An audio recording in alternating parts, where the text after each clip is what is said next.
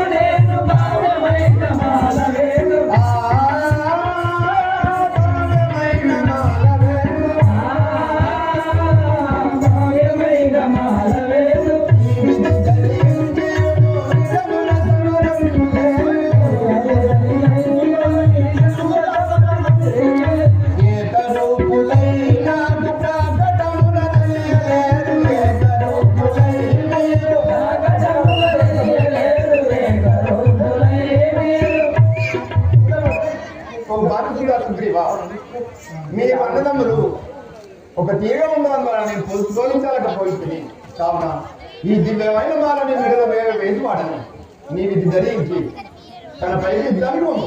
అలాగే సార్.